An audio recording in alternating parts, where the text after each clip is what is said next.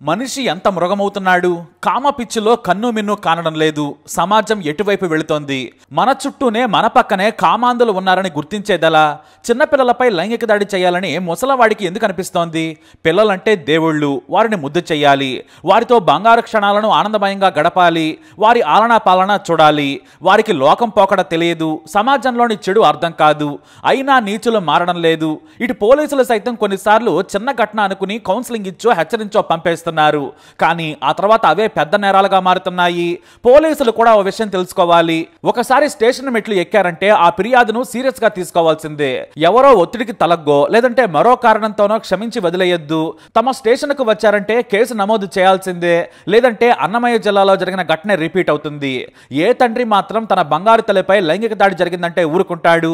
పోలీసులే న్యాయం చేయలేదని తల్లడిల్లిపోయాడు. తన కూతురు అమ్మ తాత నా బట్టలు విప్పేశాడు, మూత్రం పోసే చోట పట్టుకున్నాడని చెబితే ఎవరు మాత్రం తట్టుకోగలరు? ఎక్కడో కువైట్లో ఉన్న తండ్రి నిత్యం తన కూతురు గురించి ఆలోచించేవాడు. ఆ కూతురి కోసమే అక్కడికి వెళ్ళాడు. నిద్ర లేక పని చేయలేక చివరకు తాను కువైట్ నుంచి తన బిడ్డపై చేయి వేసిన వాడిని తెగ నరికాడు. తన బిడ్డపై చేయి వేసిన వాడికి బేడీలు కాదు, చంపితేనే బుద్ధి వస్తుందని తనకు తానుగా న్యాయం చేసుకున్నాడు. ఈ ఘటన ఇప్పుడు దేశవ్యాప్తంగా చర్చనీయాంశంగా మారింది. అన్నమయ్య జిల్లా ఓబులవారిపల్లె మండలం కొత్తమంగంపేటలో 59 ఏళ్ల గుట్ట ఆంజనేయులు దారుణ హత్యకు గురయ్యాడు. ఇతను పాక్షిక వికలాంగుడు. పోలీసులు అనుమానాస్పద కేసుగా నమోదు చేసి విచారణ చేస్తున్నారు. కానీ సడన్ గా తానే చంపానని ఏకంగా కువైట్ నుంచి వీడియోలు విడుదల చేశాడు హంతకుడు ఆంజనేయ ప్రసాద్. ఎందుకు చేశానంటే నా బిడ్డపై అత్యాచార యత్నం చేయబోయాడు, శరీరం మొత్తం అసభ్యంగా తాకి వేధించాడు, 12 ఏళ్ల నా బంగారు తల్లికి జీవితాంతం మానసిక వేదన మిగిల్చాడు, అందుకే చంపానని వీడియోలో చెప్పాడు. అంతేకాదు సాక్ష్యంగా తన కూతురు తల్లికి చెప్పిన మాటలు కూడా సోషల్ మీడియాలో పెట్టాడు. ఆ బంగారు తల్లి అమాయకపు మాటలు వింటుంటే అందరికీ కన్నీళ్లు వస్తున్నాయి. ఈ నీచ సమాజంలోని రాక్షసులు ఎలా ఉన్నారో అర్థమవుతోంది. కొత్తమంగంపేటకు చెందిన ఆంజనేయ ప్రసాద్ చంద్రకళ దంపతులు బతుకు తెరువు కోసం కువైట్ వెళ్లారు. వారి ముద్దుల కూతురును ఊళ్ళో ఉంటున్న చెల్లెలు లక్ష్మి వెంకటరమణ దంపతుల దగ్గర ఉంచారు. వాస్తవానికి హాస్టల్లో ఉంటుంది ఆ 12 ఏళ్ల చిన్నారి. కానీ సెలవులు వచ్చినప్పుడు తన పిన్ని లక్ష్మి ఇంటికి వచ్చి ఉంటుంది. తండ్రి ఆంజనేయ ప్రసాద్, భార్య చంద్రకళలు తమ కూతురుకు బంగారు భవిష్యత్తు ఇవ్వాలని ఎడారి దేశంలో పడరాని కష్టాలు పడుతూ రూపాయి పోగేసుకుంటున్నారు. అయితే చంద్రకళ చెల్లెలు లక్ష్మి ఇంట్లో ఆమె మామ కూడా ఉంటున్నాడు. అతని పేరు కూడా ఆంజనేయులు, వయసు 59 ఏళ్లు. ఆ చిన్నారి అతన్ని తాత అని ముద్దుగా పిలిచేది. కానీ ఆ రాక్షసుడు అందరి ముందు మామూలుగా మనవరాలని మాట్లాడేవాడు. కానీ అతని మనసులో నీచమైన కోరిక ఉంది. ముసలి వయసులో ఇలాంటి దారుణ ఆలోచనలు వచ్చాయంటే ఎంతటి నీచుడు అర్థం చేసుకోవచ్చు. ఆ చిన్నారి తల్లిదండ్రులు దేశం కాని దేశంలో ఉన్నారులే అనుకున్నాడు. తాను ఆ చిన్నారిని ఏం చేసినా అడిగేవారు లేరని భావించాడు ఆ రాక్షసుడు. ఓ రోజున ఇంట్లో ఎవరూ లేని సమయంలో గాఢ నిద్రలో ఉన్న చిన్నారి ఒంటిపై బట్టలు విప్పేశాడు. సడన్ గా చిన్నారికి మెలకువ రావడంతో ఆమె నోరు మూసి మర్మయ్యవాళ్ళను పట్టుకున్నాడు. అసలు మాటల్లో చెప్పలేని రాయలేని పనులు చేశాడు ఈ రాక్షసుడు. ఆ తర్వాత పెనుగులాడి గట్టిగా కేకలు వేయడంతో ఆ నీచుడు లేచాడు. బయట ఎవరికైనా చెబితే చంపుతానన్నాడు. ఆ తర్వాత ఆ చిన్నారి తన పిన్నికి విషయం చెప్పింది. ఆమెమో తన మామను మందలించాల్సింది పోయి ఆ చిన్నారినే భయపెట్టింది. బయటికి ఎవరికి చెప్పొద్దని రకరకాల మాటలు చెప్పింది. ఆమె తన కుటుంబం పరువు పోతుందని తన మామ చేసిన రాక్షస పనిని దాచిపెట్టింది. అయితే ఆ చిన్నారి హాస్టల్కి వెళ్ళిన తర్వాత తన తల్లిదండ్రులకు విషయం చెప్పింది. దీంతో తల్లిదండ్రులు తట్టుకోలేకపోయారు. వెంటనే లక్ష్మికి ఫోన్ చేసి నిలదీశారు. ఆమె ఆ మాటలను సరిగ్గా పట్టించుకోలేదు. తమ బాధ, తమ కూతురు పడ్డ మానసిక వేదనను లక్ష్మి అర్థం చేసుకోలేకపోయింది. సరిగ్గా స్పందించకపోవడంతో చంద్రకళ ఆంజనేయ ప్రసాద్కు ఆవేదన కలిగింది. వెంటనే తమకు స్తోమత లేకున్నా కూడా భార్యకు విమాన టికెట్లు బుక్ చేసి పోలీసులకు ఫిర్యాదు చేసి రమ్మన్నాడు ఆంజనేయ ప్రసాద్.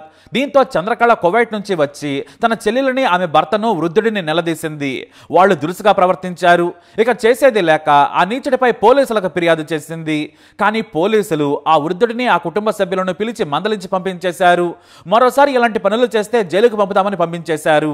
అయితే తాను ఫిర్యాదు చేసినా పోలీసులు పట్టించుకోలేదని ఆంజనేయ ప్రసాద్ రగిలిపోయాడు. అంతేకాదు తన చిట్టి తల్లిని ఆ నీచుడు ఏం చేశాడో అడిగి మరీ తల్లి వీడియో రికార్డ్ చేసింది.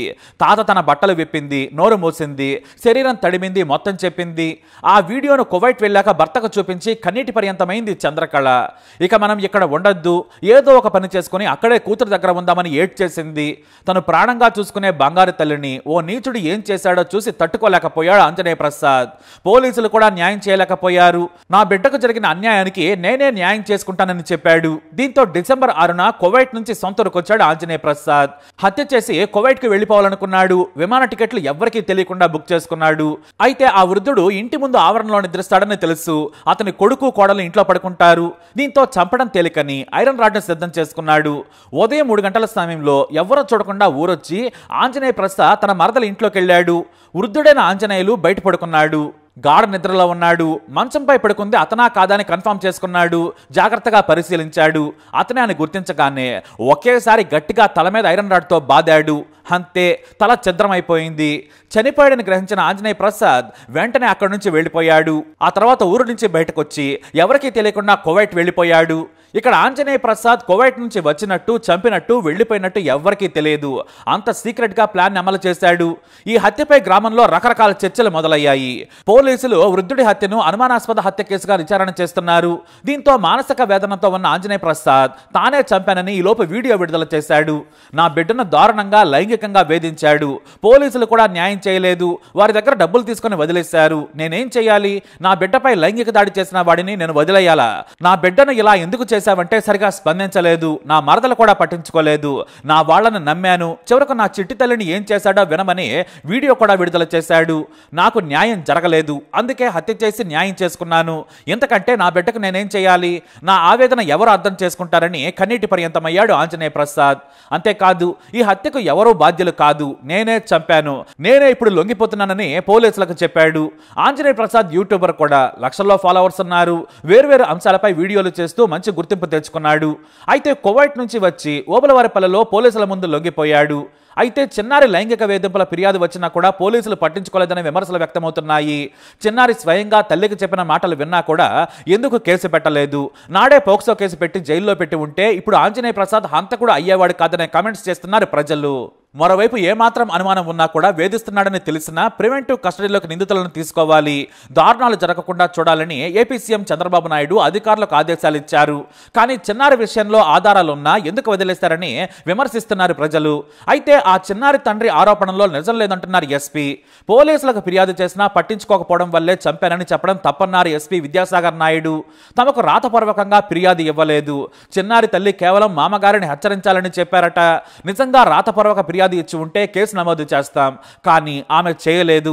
అందుకే పోలీసులు వార్నింగ్ ఇచ్చి పంపించారని చెప్పారు ఆయన. అంతేకాదు, మృతుడు ఆ చిన్నారిని అసభ్యంగా తాకింది కూడా వాస్తవమే. అతను పాక్షిక వికలాంగుడు. హత్య చేసిన తర్వాత నిందితుడు ఆంజనేయ ప్రసాద్ సానుభూతి కోసం ప్రయత్నిస్తున్నాడని మీడియాకు చెప్పారు ఎస్పీ. అయితే పోక్సో కేసుల్లో తల్లి ఫిర్యాదు చేసినప్పుడు పూర్తి స్థాయిలో విచారణ చేయాలి. మరి కేవలం చిన్నారి తల్లి చెప్పినట్లు విచారణ చేస్తారా? నిందితుడిని వదిలేస్తారా? ఇలానే చేస్తే మరో నేరం చేయడానికి గ్యారంటీ ఏంటి? పోలీస్ మెట్లు ఎక్కినప్పుడు నేరం జరిగింది అని గుర్తించినప్పుడు చర్యలు తీసుకోవాలి కదా అని ప్రజలు ప్రశ్నిస్తున్నారు. అయితే విచారణ అనంతరం పూర్తి వివరాలు తెలుస్తాయని విచారణ అధికారులు అంటున్నారు.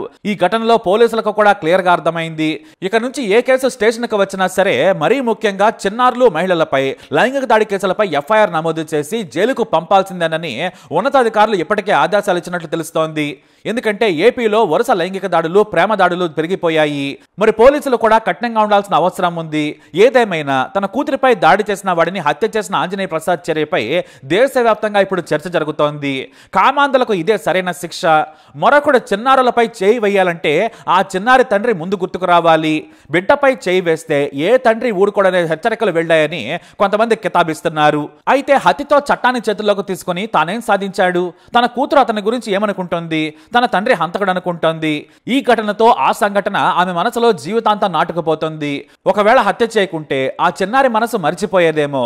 పోలీసులకు తానే వచ్చి ఫిర్యాదు చేయడమో, లేదంటే కువైట్ నుంచే సీఎం కో లేదా నారా లోకేష్ కో, పవన్ కళ్యాణ్ కో ఫిర్యాదు చేసి ఉన్నా కూడా పోలీసులు చర్యలు తీసుకునేవారు. ఇది దుందుడుకు చర్య. ఇలా హత్యలు చేసుకుంటూ వెళ్తే సమాజంలో శాంతి ఉండదంటున్నారు పోలీసు ఉన్నతాధికారులు. మరి మీరేమంటారు? మీ అభిప్రాయాన్ని కమెంట్ ద్వారా తెలియజేయండి.